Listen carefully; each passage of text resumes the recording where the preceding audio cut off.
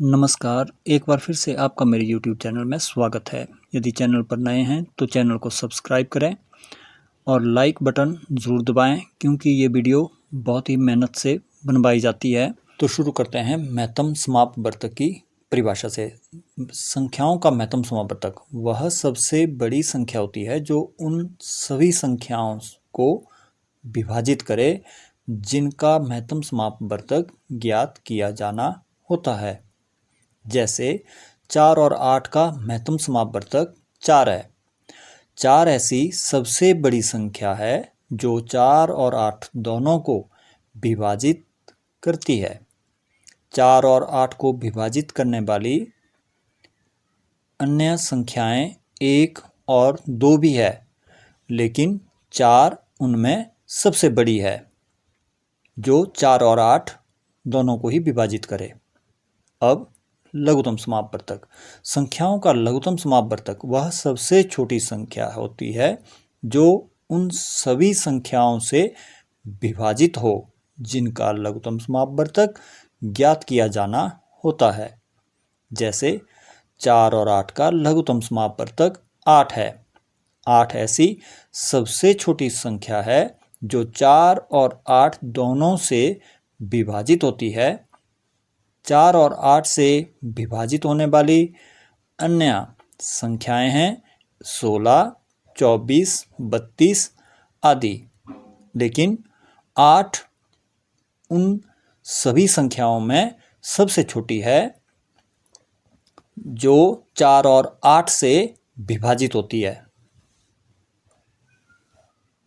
महत्तम समापवर्तक और लघुत्तम समापवर्तक अब चित्र की सहायता से भी इसे समझते हैं। 18 के गुणनखंड हुए 2, 3 और 3। इसी प्रकार 24 के गुणनखंड 2, 2, 2 और 3।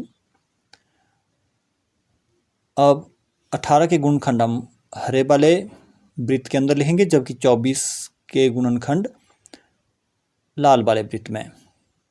देखिए 3, 2, 3, 2, 3 कॉमन है दोनों में, इसलिए इसे दोनों चक्रों के बीच में रखा गया है। अब देखिए 24 के गुणनखंड 2, 2, 2, 3 और 18 के 2, 3, 3, और ये कॉमन हुआ 2, 3 दोनों में ही। 18 और 24 दोनों में 2, 3। अब इन दोनों को गुणा करने पर क्या बनेगा? 6। 2, 3 6। तो 6 ऐसी संख्या है जो 18 और 24 दोनों को विभाजित करती है। इसके बाद लघुत्तम समापवर्तक देखते हैं। तो सभी संख्याओं को लेंगे, इसमें कोई भी संख्या छोड़नी नहीं है। दोनों ही चक्रों में, दोनों ही वृत्तों में कौन कौन सी हैं देखिए। तो 2, ये भी ध्यान रखना है अगर हमें संख्याएं कौन कौन लेनी है गुणनखंड में से, तो प्रत्येक संख्या अधिकतम बार 3, अधिकतम बार 2 बार है दोनों ही केसेस में, 18 और 24 में। यहाँ 24 में 1 बार है, लेकिन 2 बार है 18 में, और 2, 3 बार है 24 में। तो ये अधिकतम बार वाले लेने हैं। तो ये 2, 3 बार और 3, 2 बार, और आपस में गुणा करने पर 72। 72 एक ऐसी संख्या है जो 18 और 24 दोनों से ही विभाजित होती है। तो इसका लघुत्तम समापवर्तक हुआ 72। अब प्रश्नावली 3.7 का पहला प्रश्न। रेणु 75 किलोग्राम और 69 किलोग्राम भारों वाली 2 खाद की बोरियां खरीदती हैं। भार के उस बट्टे का अधिकतम मान ज्ञात कीजिए जो दोनों बोरियों के भारों को पूरा पूरा माप ले। यहां शब्द है अधिकतम मान। जब भी आपके पास अधिकतम मान शब्द आए तो आपको महत्तम समापवर्तक ज्ञात करना है। जो भी आपको संख्याएं दी होंगी उनका महत्तम समापवर्तक ज्ञात करना है। तो 75 और 69 का महत्तम समापवर्तक, सबसे पहले 75 लिखेंगे और उसके गुणनखंड करेंगे। आपको 2, 3, 5 के नियम पता होने चाहिए, अर्थात 0, 2, 4, 6, 8 अगर अंत में हैं तो 2 से विभाजित होंगी, जबकि 0, 5 अंत में आए तो 5। यदि अंकों का जोड़ करके 3, 6, 9, 12, 15 आदि आए तो 3 का पहाड़ा लगेगा। यहाँ 2 और 5 का 2 का रूल तो नहीं लगेगा, लेकिन 5 का रूल अवश्य लगेगा। लेकिन हम छोटी संख्या को लेंगे क्योंकि जमा करके 7, 5, 12 होता है जो कि 3 से विभाजित होती है। तो 3 अंक हम 3 संख्या जो है प्रयोग करने जा रहे हैं विभाजन करने के लिए, 75 को भाग करने के लिए, तो 3 दूने 6 हुआ, 7 के लिए 3 दूने 6, और यहाँ 7 है, हमारा 6 आया था, एक शेष उसे ऊपर लिखेंगे, 3 पंजे 15, अब ये 15 हो गया था, तो 3 पंजे कितना हुआ 15। अब 5 जमा 2 तो 7 होते हैं, जो कि 3 से नहीं जाएगा, तो 3 का रूल यहाँ नहीं लग रहा है। हम अंतिम अंक 5 है तो 5 का ही नियम लगाएंगे, 5 पंजे 25। अब 5 बच गया, तो 5 के लिए 5 एकम 5। इसके बाद 69 में 6 9 को जमा करेंगे तो ये बन जाता है 15। 2 का 5 का रूल नहीं लगेगा क्योंकि अंतिम अंक यहाँ पर उस तरह का नहीं है। जोड़ने पर 9 6 15 होता है, 3 से विभाजित करेंगे हम इसे, तो 3 दूने 6, 3 3 9। अब 3 जमा 2 5 होता है, ये 3 से विभाजित होने वाली संख्या नहीं बनती है, और वैसे भी हम जानते हैं 23 एक अभाज्य संख्या है, किसी से भाग नहीं होगी, 23 से ही से विभाजित करना पड़ेगा, तो 23 एकम 23। अब 75 और 69 के गुणनखंड लिखेंगे। 75 बराबर है 3 गुणा 5 गुणा 5, अब 69 बराबर है 3 गुणा 23। अब दोनों में ही उभयनिष्ठ या कॉमन क्या है 3, तो महत्तम समापवर्तक हुआ 3।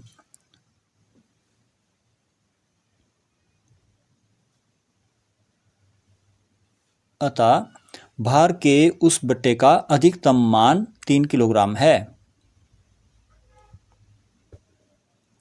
जो 75 और 69 किलोग्राम भारों वाली बोरियों को पूरा पूरा माप सके और कुछ भी ना बचे।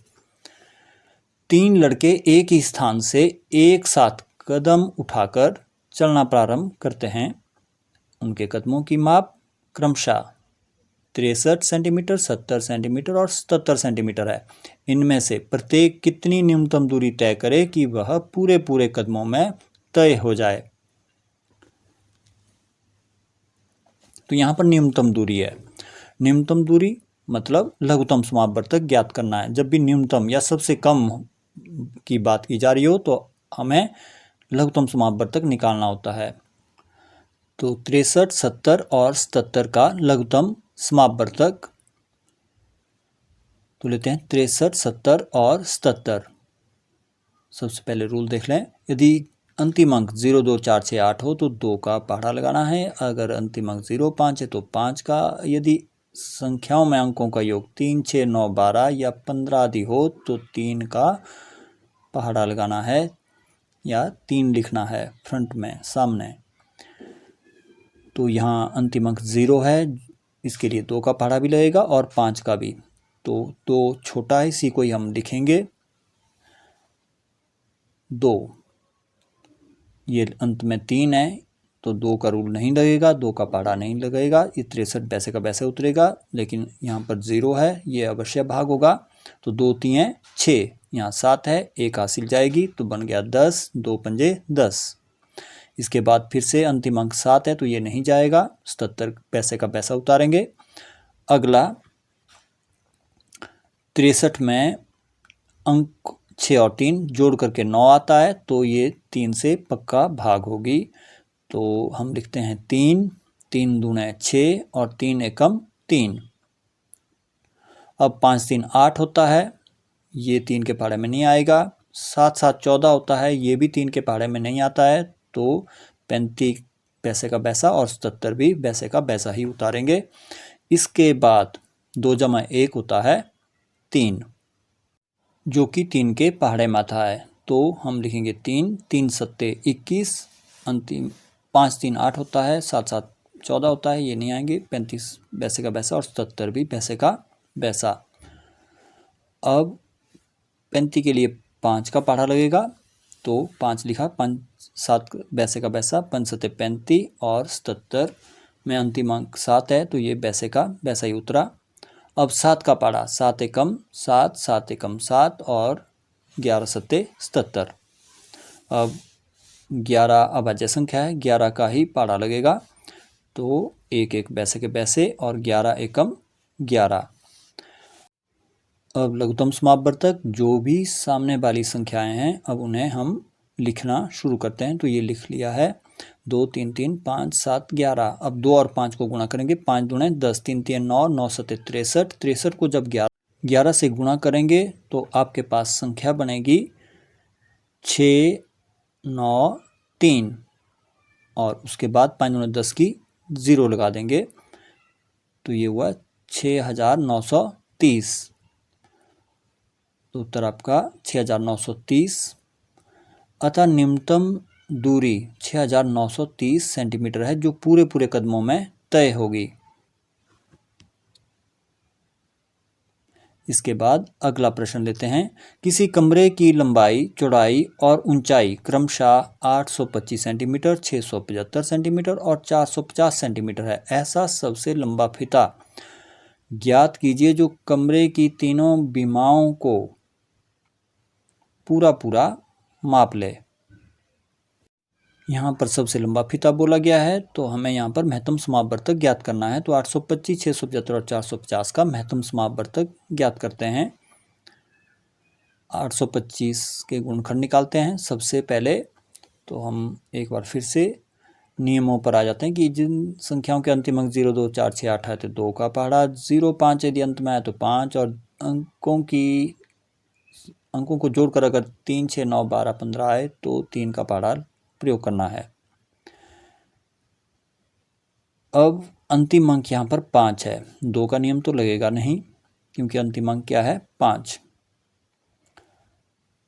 तो हम 5 का ही पहाड़ा लगा सकते हैं। लेकिन हमें अंकों को जोड़ लेते हैं, 8 तो 10, 10 5 15, तो 3 का पहाड़ा लगेगा। तो 3 दूने 6 हुआ, यहाँ 8 है तो 2 बचा, तो ये बन गया 22, 3 सत्ते 21। अब 22 था, एक हासिल के लिए गया तो बन गया 15, 3 पंजे 15।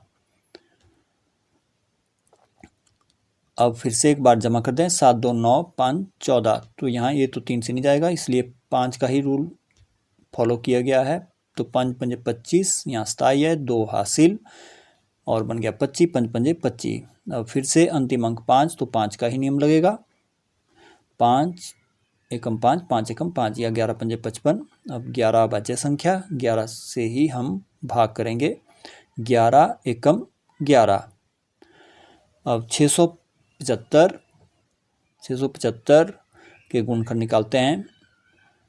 7 जमा 6 13, 13 5 18 हुआ जो कि 3 के पहाड़े में आता है। तो हम 3 का ही रूल लगाएंगे, 5 का भी लगा सकते थे क्योंकि अंतिम अंक 5 है। तो 3 दूने 6, फिर से 3 दूने 6, 7 के लिए 1 हासिल के रूप में बच गया, तो 15, 3 पंजे 15। फिर से 2 2 4 5 9 होता है, तो 9 3 के पहाड़े में, 3 सत्ते 21, 1 हासिल के लिए 15 बन गया, 3 पंजे 15।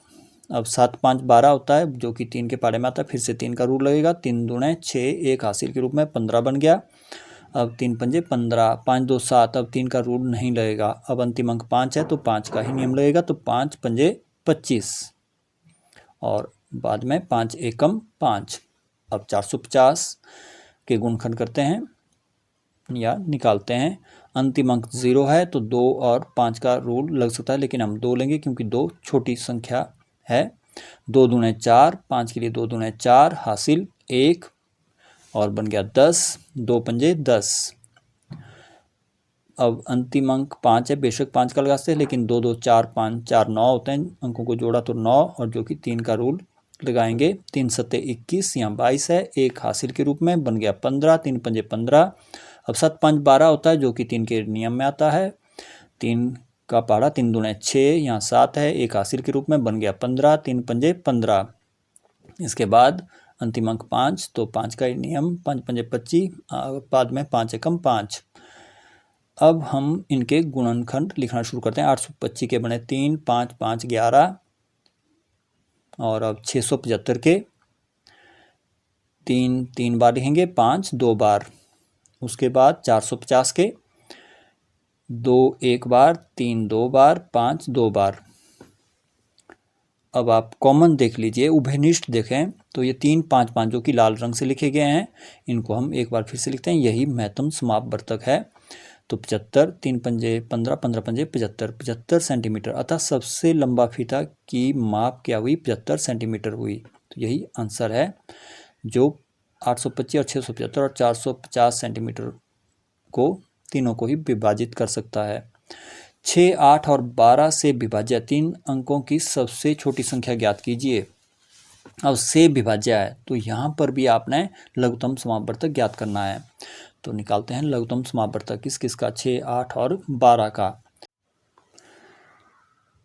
इसके लिए हम फिर से नियमों को देखते हैं। यदि अंतिम अंक 0, 2, 4, 6, 8 हो तो 2 का पहाड़ा, अंतिम अंक 0, 5 है तो 2 का, यदि अंकों की जमा करके 3, 6, 9, 12, 15 है तो 3 का पहाड़ा लगाना है।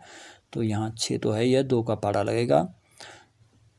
तो 2 3 6, 2 3 6 और 8 के लिए 2 चौके 8 और 2 छिके 12, सभी भाग होती हैं 2 से। यहाँ पर 4 है, अभी 2 से जाएगी तो 2, 3 तो नहीं जाती है, 3 वैसा का वैसा उतारेंगे। जो संख्या नहीं जाती है लघुत्तम समापवर्तक उसे हम वैसा का वैसा ही उतारते हैं। अब 2 दूने 4 और 2 3 6, अब फिर से 2 बचा है तो ये 2 से ज़रूर भाग होगा। तो 3 वैसा का वैसा, 2 एकम 2, 1 आया।